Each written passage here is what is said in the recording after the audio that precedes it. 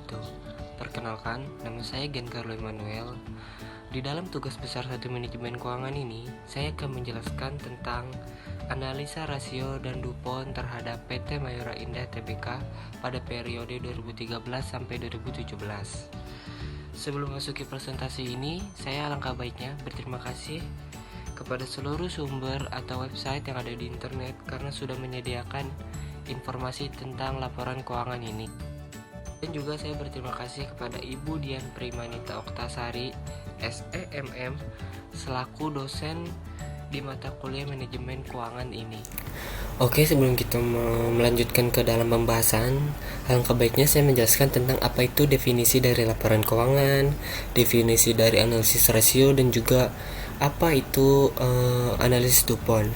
Dan juga saya akan menjelaskan tentang metode dan tujuan dari analisis ini. Oke, secara yang pertama saya akan menjelaskan tentang laporan keuangan.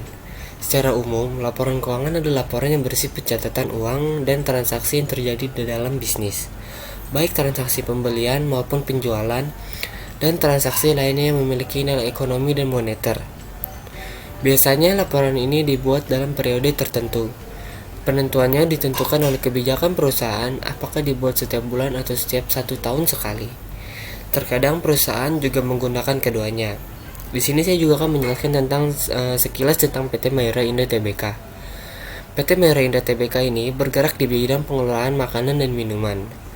Beroperasi sejak tahun 1977. Perusahaan ini terus berkembang dan hingga sampai saat ini.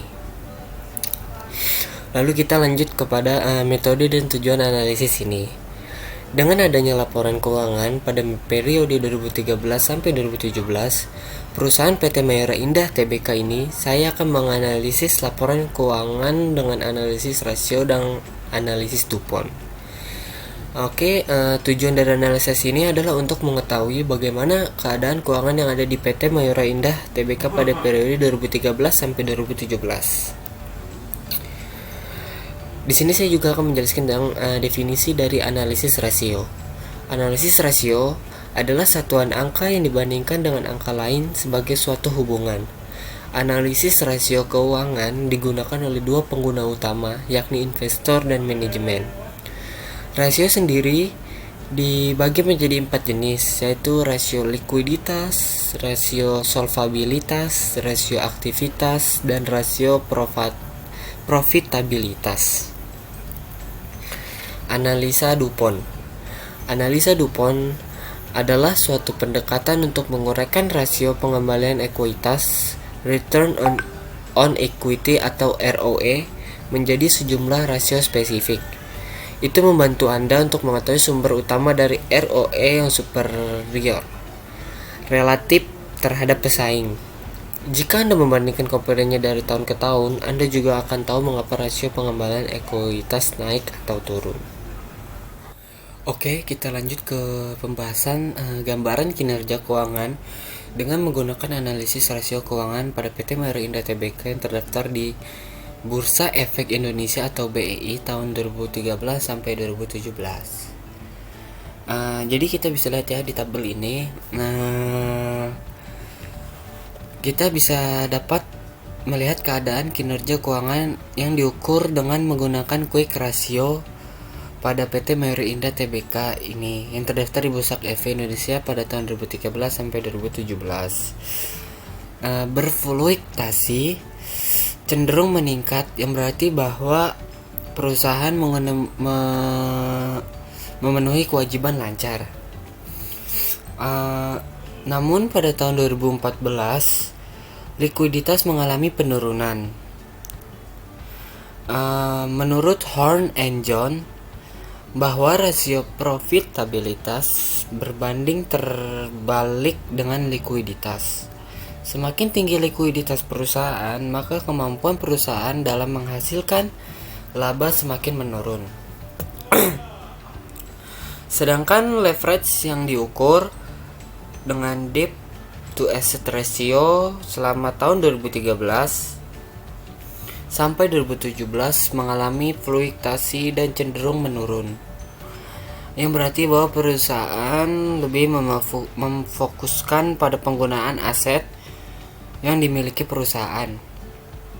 Namun pada tahun 2014, leverage mengalami peningkatan. Menurut Kashmir, apabila dari hasil perhitungan nilai leverage tinggi, hal ini akan berdampak timbulnya risiko kerugian yang besar, tetapi juga ada kesempatan dalam menghasilkan laba.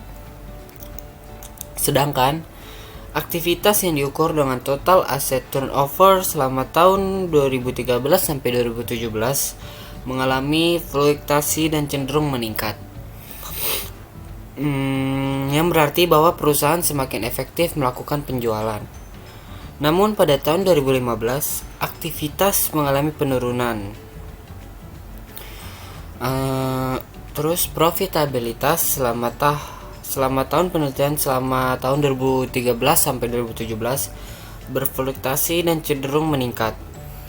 Hal ini menunjukkan perusahaan sudah efektif dalam menghasilkan laba perusahaan dengan menggunakan aset yang dimiliki, modal sendiri maupun penjualan yang dihasilkan.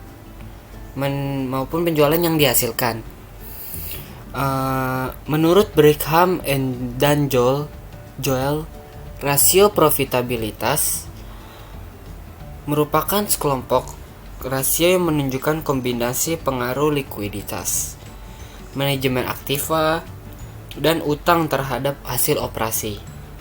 Rasio profitabilitas yang naik akan menggambarkan kinerja keuangan perusahaan yang baik. Sebaliknya, rasio profitabilitas yang turun akan menggambarkan kinerja keuangan yang buruk.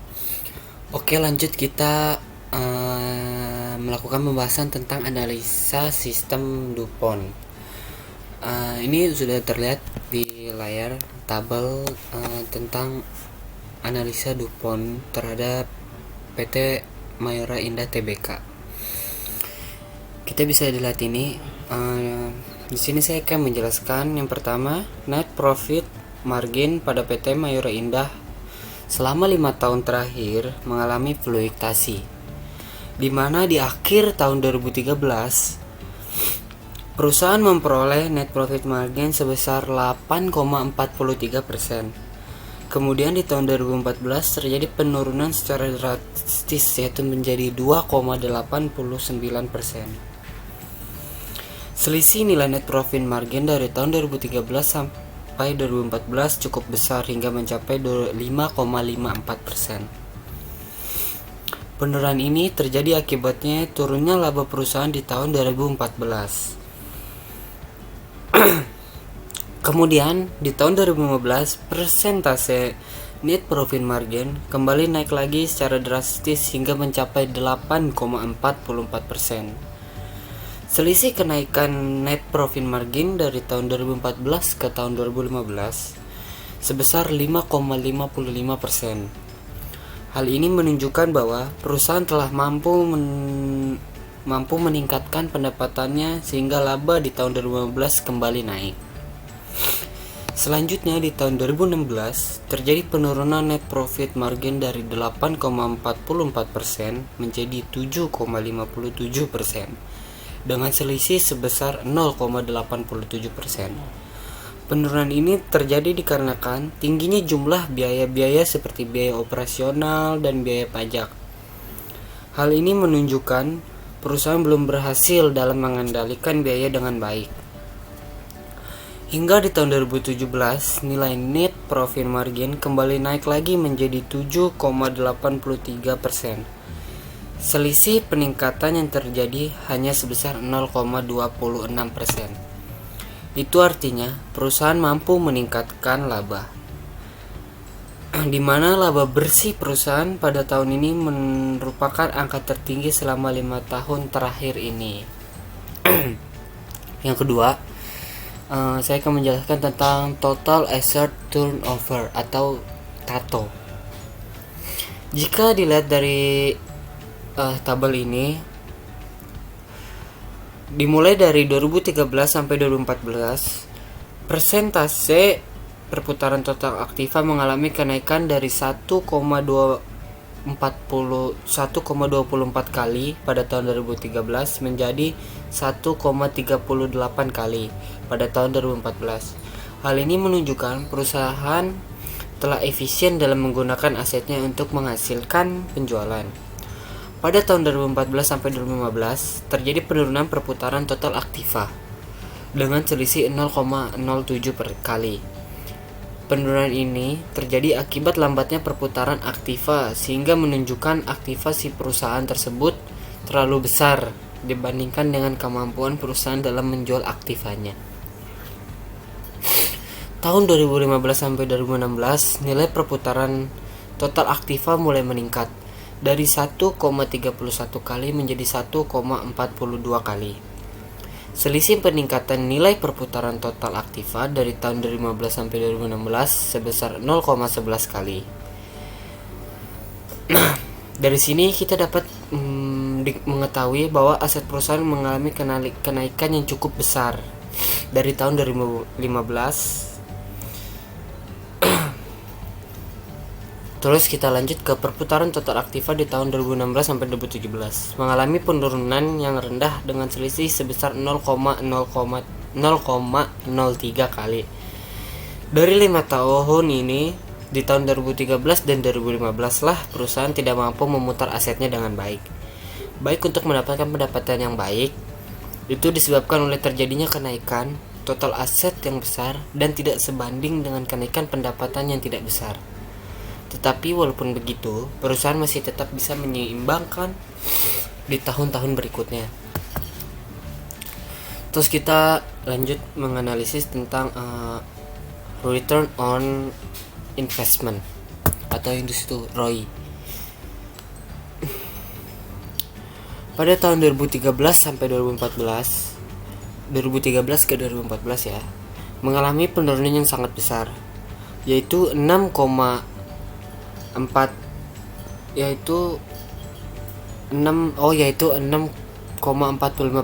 di mana hasil return on investment ROI di tahun 2013 berjumlah 10,45% dan di tahun 2014 turun secara drastis menjadi 4%. Walaupun nilai hasil perputaran total aktiva atau TATO di tahun 2013 sampai 2014 meningkat, tetapi tidak sebanding dengan menurunnya nilai profit margin di tahun 2013 sampai 2014 yang menurun drastis dari 8,43% menjadi 2,89%. Dengan selisih yang besar yaitu sebanyak 5,54%. Yang artinya perusahaan kurang mampu dalam meningkatkan labanya dan perusahaan juga tidak mampu mengontrol semua biaya yang keluar sehingga mendapat laba yang kurang baik. Terus ROI pada tahun 2014 sampai 2015 mulai kembali membaik. Persentase return on investment mulai mengalami peningkatan yang sangat besar, yaitu 7,06%. Yang dimana nilai return on investment di tahun 2014 sebesar 4% naik menjadi 11,6%. Di tahun 2015 peningkatan ini didorong oleh nilai NPM di tahun 2015 yang meningkat juga. Ini artinya perusahaan mampu memperoleh laba yang tinggi daripada pendapatannya. Dan perusahaan juga sudah mampu memperbaiki kondisi perusahaan yang anjlok di tahun-tahun sebelumnya. Pada tahun 2015 sampai 2016, nilai return on investment atau ROI kembali mengalami penurunan sebanyak 0,31%. Yaitu dari 11,6% di tahun 2015 menjadi 10,75% di tahun 2016. Ini disebabkan oleh menurunnya nilai profit margin dikarenakan biaya yang keluar tidak sesuai dengan pendapatan atau penghasilan perusahaan, sehingga menyebabkan laba yang dicapai kurang. Hingga di tahun 2017, nilai return on investment atau ROI mengalami peningkatan sebesar 0,13% dari 10,75% di tahun 2015 menjadi 10,88% di tahun 2017. Hal ini disebabkan oleh nilai TATO yang menurun, tetapi nilai net profit margin mampu membandingi nilai perputaran aktiva yang rendah. yang artinya perusahaan mampu memperoleh laba yang tinggi dari pendapatan atau pemasukan perusahaan. Jadi dari tahun 2013 sampai 2017 dapat dilihat bahwa kondisi perusahaan tidak stabil, di mana nilai return on investment atau ROI perusahaan dari tahun ke tahun mengalami fluktuasi. Penurunan nilai return on investment ROI di tahun 2014 dan 2016 menunjukkan bahwa kemampuan perusahaan dapat menghasilkan laba mengalami penurunan. Itu berarti perusahaan tersebut sedang dalam kondisi yang kurang baik karena perusahaan tersebut mengalami penurunan kinerja keuangannya. Oke, sekian presentasi dari saya mengenai analisa rasio dan analisa DuPont terhadap PT Mayura Indah Tbk. Kurang lebihnya mohon maaf. Wassalamualaikum warahmatullahi wabarakatuh.